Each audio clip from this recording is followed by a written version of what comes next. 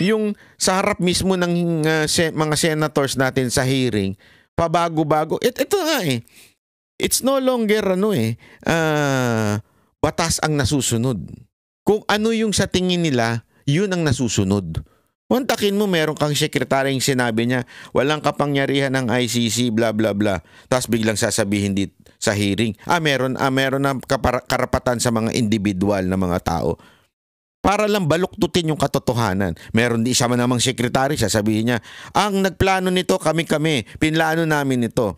Tapos biglang merong isa magsasabi, hindi naman namin pinlano yun eh. Tapos yung mismo nagsabing pinlano niya, hindi yun ang ibig ko sabihin. Tarantado talaga yun, no? Ganun nakatarantado sa Pilipinas ngayon. Ganun kagarap pala mga opisyal natin. Harap-harapan tayong ginagago. Kaya nga mga kababayan, mag-ingay tayo sa buong mundo. Ulitin ko, sa buong mundo, lalong-lalo na sa March 28, na kung saan ay birthday ng ating Pangulong Duterte. Mag-ingay tayo. Nagsimula na ang people power sa buong mundo. Worldwide na po ang people power ngayon. Hindi na po sa Pilipinas. Buong mundo na. Kita nyo yan sa social media. Iba't ibang lugar. Paano natin gagawin yan? Number 1, pumunta kayo sa rally kung kaya ninyo. Okay? Magkano lang naman yung pamasahe dyan? Kayang-kaya nyo yan. Lalo na, kanina nga may nakausap ako eh. Eto atin-atin na lang to, wag yung sa kwento Meron isang alyansa na makagago, alyansa ng mga manggagago na senador, may kinontak dito sa Japan. Gusto namin mag-event dyan. Tapos yun. Syempre Duterte yung organizer. Sabi niya, hindi, sorry, pasensya na talaga. Ano kami, solid kami. Straight PDP kami, tsaka straight Duterte team kami. Okay. Sige, lahat ng organizer, lahat ng mga atin, bibigyan natin ng 5,000 yen. Alam mo, yung mga organizer, lalong na insulto at nabuisit. Sabi, putang inang yan, babayaran pa tayong 5,000 yen. Sila kaya ang bigyan natin ng ichimang. Yung isang lapad. Hindi ko na lang sasabihin kung sino itong kandidato na ito. Mayaman tong hayop na ito eh.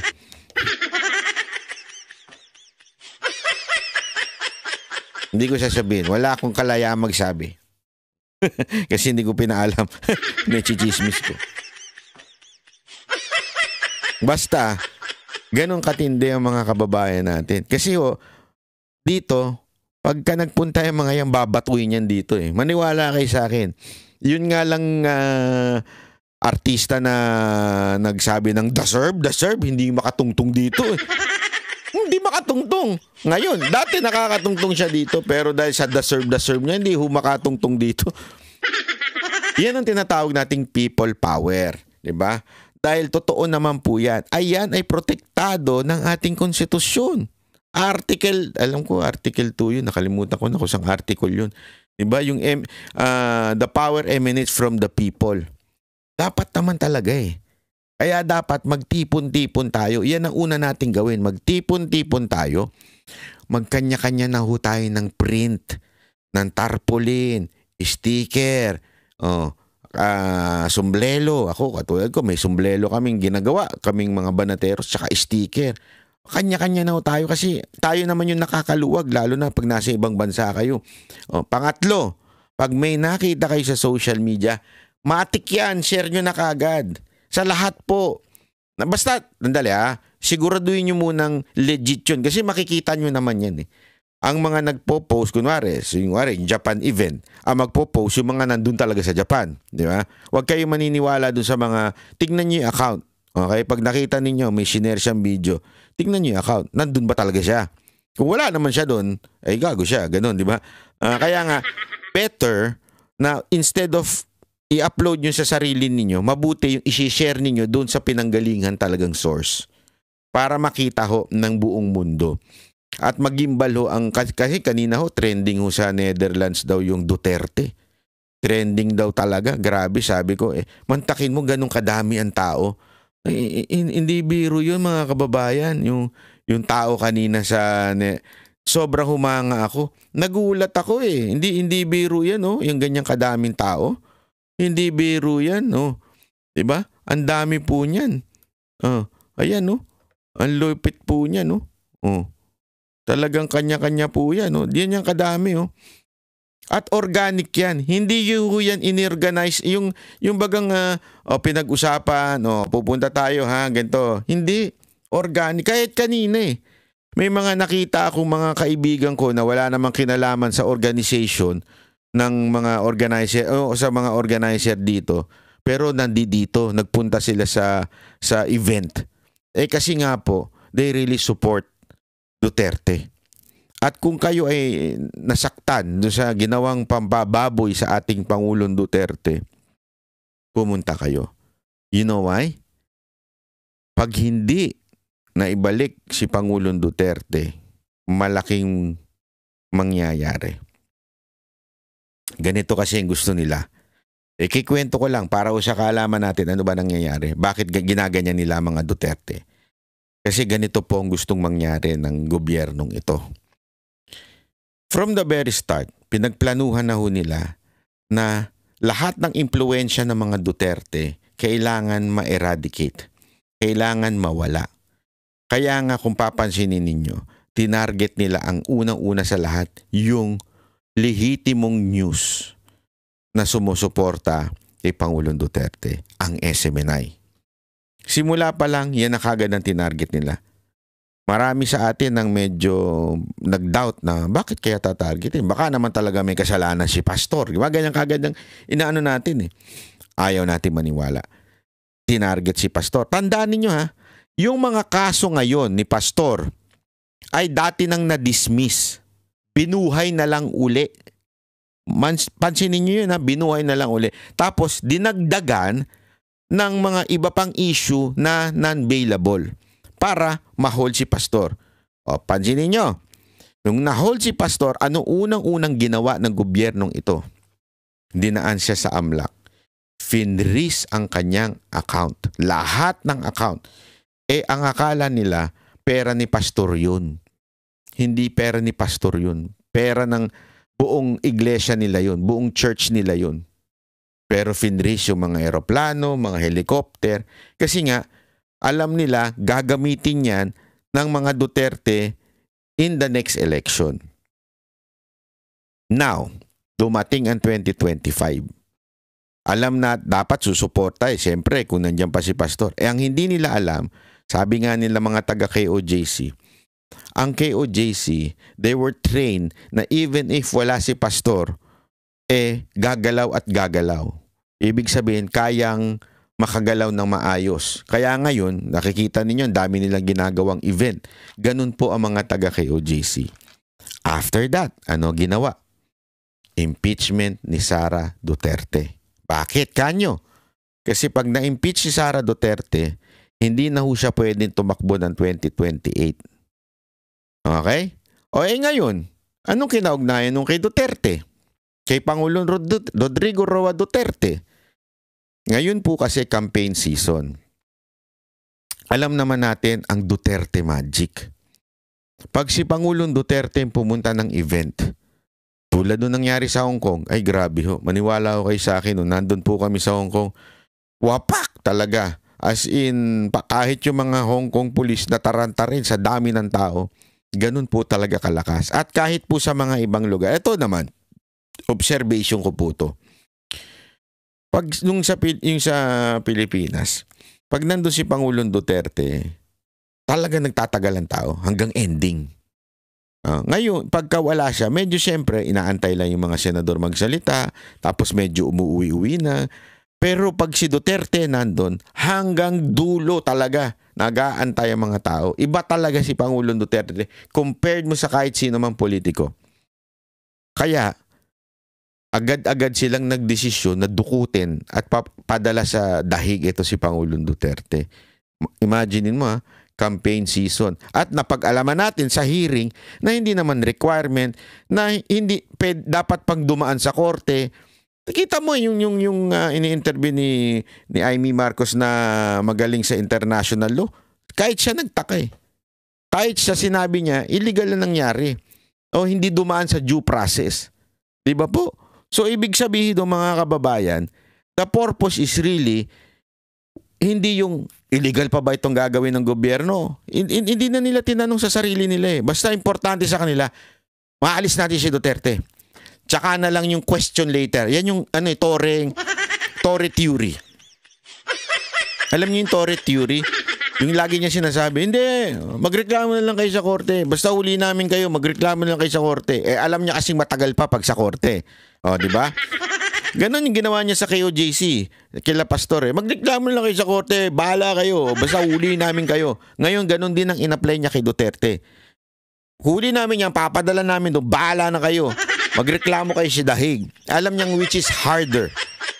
Even if gumawa siya ng illegal, it will take time bago magdesisyon ng Supreme Court, bago magdesisyon ng Korte, bago magdesisyon ng dahig, aabutin pa na September. Alam niya yan. Alam ng gobyerno natin yan. Kaya dinala doon si Pangulong Duterte, the purpose is para matalo ang mga senador natin. Bakit? Pag natalo ang mga senador natin, mai-impeach si BP Sara Duterte. Pag na-impeach si Sara Duterte, goodbye Philippines na. Yun ang katotohanan. Bakit? Magpapalitan na lang yan. Marcos Romualdez, Marcos Romualdez, Marcos Romualdez.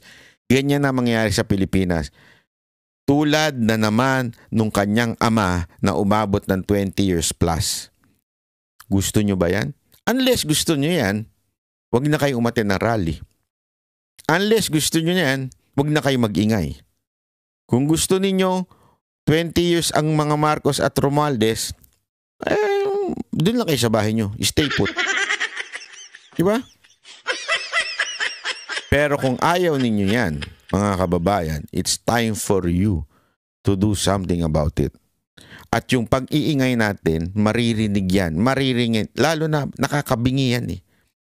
Sabi ko sa inyo, yung mga nasa gobyerno ngayon, umiikot ang tumbong yan. Akala ninyo yung pa-relax-relax sila, pa-party-party lang.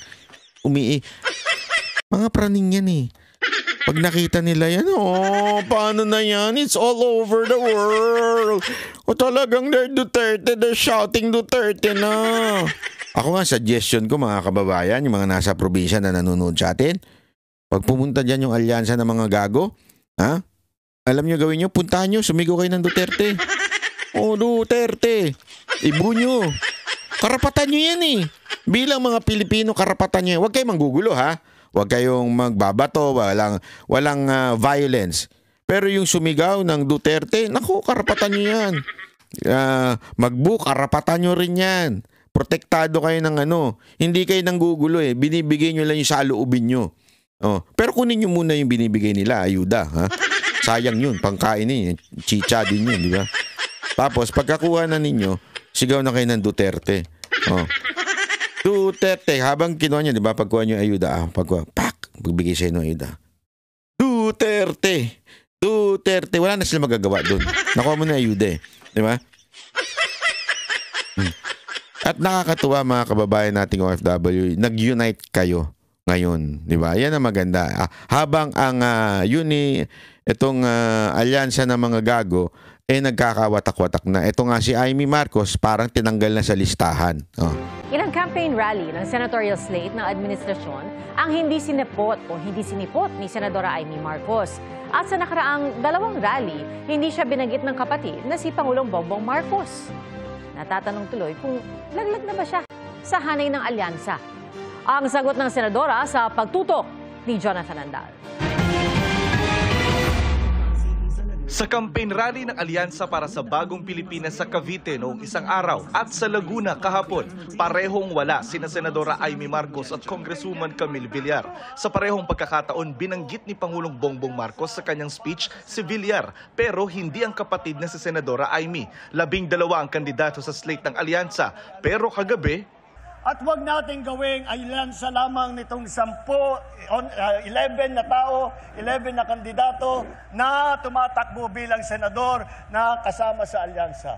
Sinusubukan naming kunan ng pahayagang grupo kaugnay ng sinabi ng Pangulo. Bago nito, mariing tinuligsa ni na Amy at Villar ang pag-aresto noong March 11 kay dating Pangulong Rodrigo Duterte at pagsuko sa kanya ng Marcos administration sa ICC. Kapwa wala ang dalawa sa mga campaign rally ng alyansa mula noon, kabilang ang sa Tacloban noong March 14.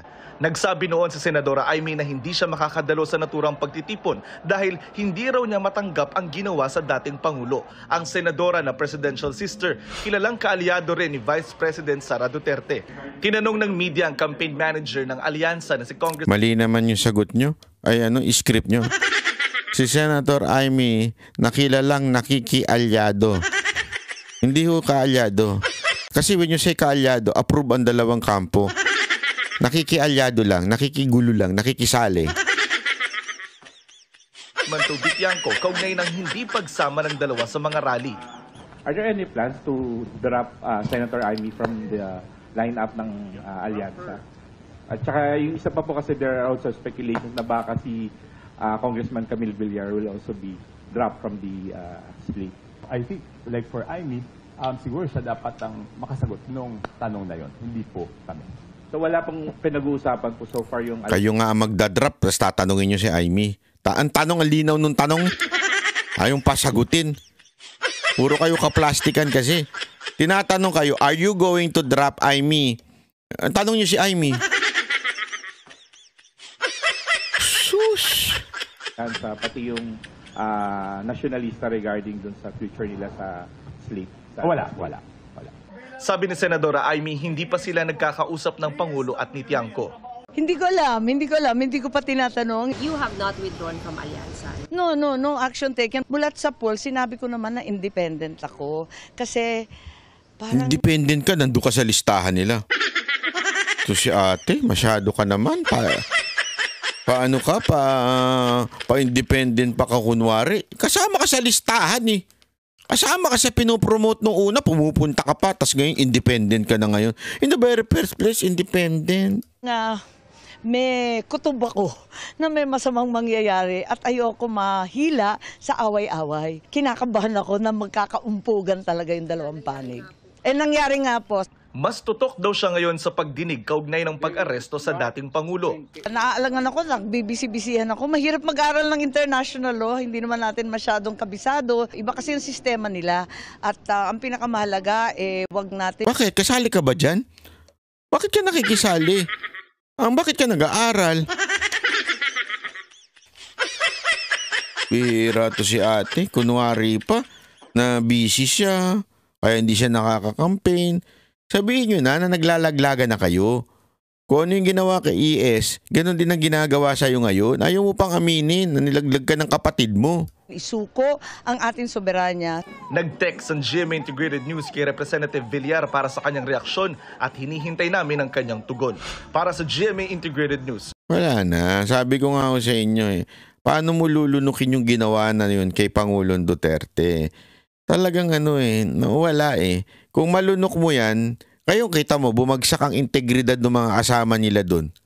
Bumagsak ang integrity. Bakit? Kasi nga pambira naman Sana man lang mag-react kayo na sana konting respeto man lang sa Pangulo, idaan sa due process. Wala eh.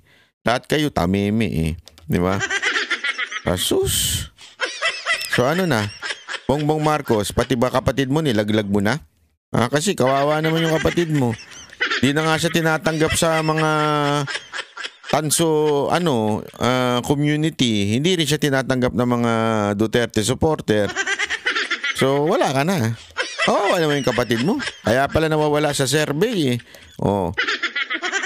At saka sana naman PDP, huwag niyong tatanggapin yan Ay, nako, mga taga-PDP, pag tinanggap niyo yan, nako po, maraming magagalit. Sinasabi ko na sa inyo. Maraming magagalit pag tinanggap niyo si Amy sa slate ninyo at sinama niyo sa campaign. Mabubulang yan. Kaya huwag niyo tatanggapin yan. Isa na ako dun sa magbubu na yun. Maniwala ko kay sa akin. Hindi ako nagtetreat baka sabihin niyo nagtetreat ako, sino ka ba? Hindi yun. Pero definitely I will speak my mind about it. Hindi ko gusto na isama siya. So sana po, wag naman natin isama yon. Kahit yung mga Pilipino ayaw na Tama na yung isang budol. Budol na nga tayo. Nagkadamay-damay na nga Pambihirang buhay Tapos ulitin na naman natin. I mean, okay lang magpakatanga ng isang beses. Pero yung gagawin mong araw-araw, naku po, pambihira. Hindi ka martyr. Ika nga. Ang alam mo kung sino yung mga martyr? Yung mga kabit. Yan. O, di ba? Kahit araw-araw, walang problema. Basta may datong. O, kaya wag ganun. No. Ha? O, parang awa nyo na. So mga kababayan, paano? Hanggang dito na lang muna tayo. Kita-kita uli tayo sa susunod nating video. Kami ang boses ng masa, hindi natatakot. Katotohanan lang, di kami nalulunod. Walang bahid ng sismis, lahat ay totoo. Kahit sino ka pa, pag mali ka babanatan ka. Walang pinipili kulay, wala kaming kinikilingan. Basta para sa bayan, kami lalaban. Pagdama palakpakan, pag mali banatan. Di matitinag, di matatakot, para sa bayan tuloy ang sigaw. Sa harap ng kamera, walang halong takot. Mga baluktot, lahat kayo'y tutumba. Ang hustisya at totoo, yun lang ang mahalaga. Kahit sinong harang, di kami matitinag. Walang pinipiling kulay, wala kaming kinikilingan. Basta para sa bayan, kami lalaban. Pag tama palakpakan, pag mali banatan. Di matitinag, di matatakot, para sa bayan tuloy ang sigaw. Kung nasa tama ka, ikaw ay aming kasama. Pero pag mali ka, handa ka na bang mabasag? Banateros kami, walang inuunan. Dahil bayan muna, bago ang sarili.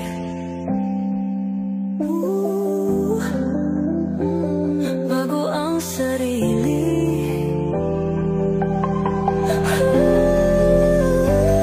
Pag tama palakpakan, pag mali banatan. Banateros ang sigaw, katotohanan ang